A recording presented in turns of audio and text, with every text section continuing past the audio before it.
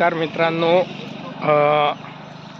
आज आपण एका ठिकाणी अशा ठिकाणी जातोय की शेतकऱ्याकडे, आणि शेतकऱ्याने रस्ता अडवला त्यामुळे शेतकरी उपोषणाला बसलेले लाड सांगली छत्रपती संभाजीनगर.